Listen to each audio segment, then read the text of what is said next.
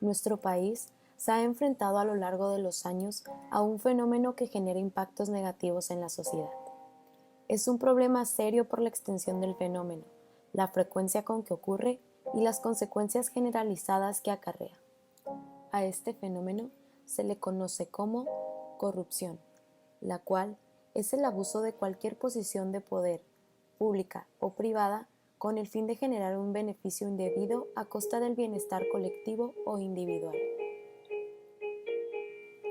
La corrupción en nuestro país. El IPC de Transparencia Internacional otorga a cada país una calificación del 0 al 100, donde 0 es altamente corrupto y 100 altamente limpio. Como se puede observar en la siguiente imagen, México se encuentra en una calificación de 30 a 39, es decir, con una corrupción alta. El motor del desarrollo económico del país son los emprendedores y las pymes. Según cifras del INEGI, las pymes generan el 52% del PIB y el 72% del empleo en México.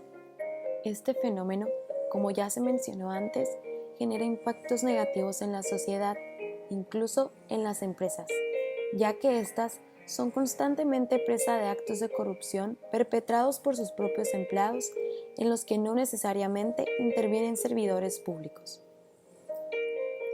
Los esquemas de corrupción más frecuentes en México por parte de las empresas, con el porcentaje más alto, son los pagos indirectos a través de socios comerciales con un 67% y con el menor porcentaje el sobreprecio o soborno con un 17%.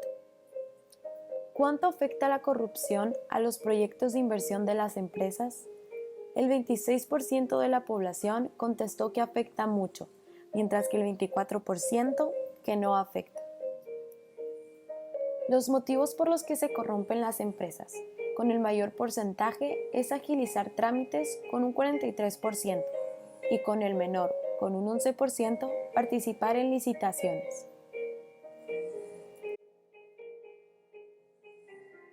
Se realizaron entrevistas y cuestionarios sobre la corrupción en el ámbito profesional a directivos de empresas, expresidentes de asociaciones civiles y a un contador público, con el objetivo de conocer su postura sobre este tema. A continuación, se muestran los resultados de estas.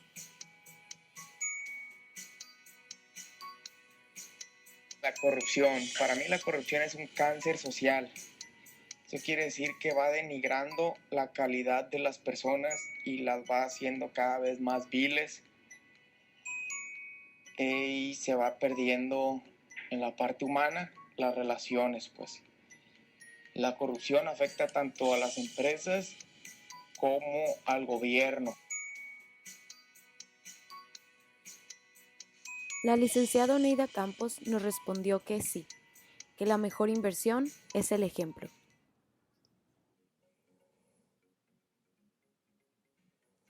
Importante de la ética, y aquí hago referencia, por decir, al cuento de los tres cochinitos que todos escuchamos alguna vez en nuestra vida siendo chiquitos.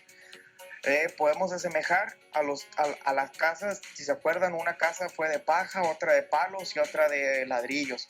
Podemos asemejar estos tres ejemplos a una persona sin ningunos valores, otra con un poco de valores y otra con bastante valor. Y para eso refiriéndome, pues que cuenta con principios y sabe y tiene ejes rectores de ética.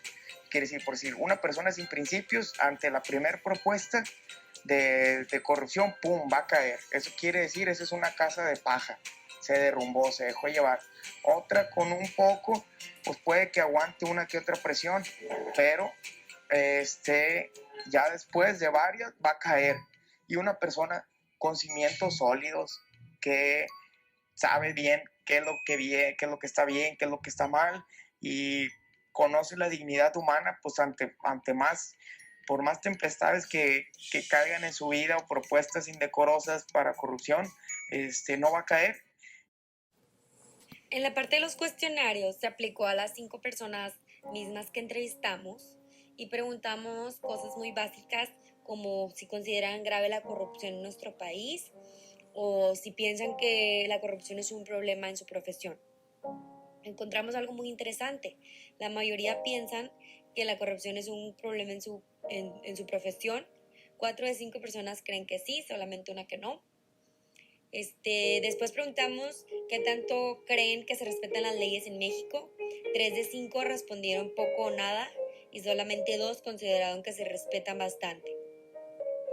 En la parte de la corrupción afectando a la competitividad de las empresas, observamos que los 5 encuestados consideraron que la corrupción afecta grandemente, de manera alta, y una persona dijo que excesiva. Si en la profesión de la persona encuestada se presentaban muchos casos de corrupción, las respuestas en esta parte fueron un poco dispersas. Se puede apreciar que solamente 2 encuestados coincidieron que se presentan muchos casos de corrupción en su profesión. Uno considera que de manera excesiva y otro opina que de manera moderada. Y por último, uno expresó que nada. Esto quiere decir que pues también hay muchos cambios dependiendo de la profesión que tienes. Por ejemplo, en la parte de la abogada, obviamente se vio que es excesiva la corrupción. Y por último, daré otro ejemplo. Por ejemplo, viene otra que dice que si se considera que el sistema empresarial mexicano es corrupto, pues 2 de 5 personas consideran que el sistema es muy corrupto y otras se muestran una persona neutral o en desacuerdo. Para combatir la corrupción en el ámbito laboral es necesario evitar omitir información o mentir en sus declaraciones, ocultar actos u omisiones que constituyan faltas administrativas, retrasar, obstruir o mentir en las investigaciones de la autoridad fiscalizadora o la autoridad judicial, utilizar corporaciones de la fuerza pública para impedir la ejecución de la ley, de una resolución judicial o el cobro de impuestos, obtener o solicitar sin derecho o causa legítima parte del sueldo o remuneración de sus subalternos, solicitar o recibir ilícitamente cualquier beneficio para hacer o dejar de hacer un acto propio de su función. Para finalizar, queremos destacar la gran relevancia que tiene la ética para combatir la corrupción. Ciertamente, los actos corruptos no son exclusividad del servicio público, sino que comparten la responsabilidad con toda la ética profesional desde cualquier campo de la actividad en la sociedad. Es por ello que aquellos que ejercen la gerencia social deben estar particularmente atentos a su análisis ético personal y profesional, ya que de ello depende la probidad de sus acciones en beneficio de las poblaciones que deben atender. Las normas y principios son un complemento para iluminar las actuaciones de los profesionales. La ética señala las competencias de los profesionales como destrezas o habilidades y las normas señalan las obligaciones y deberes del código de ética.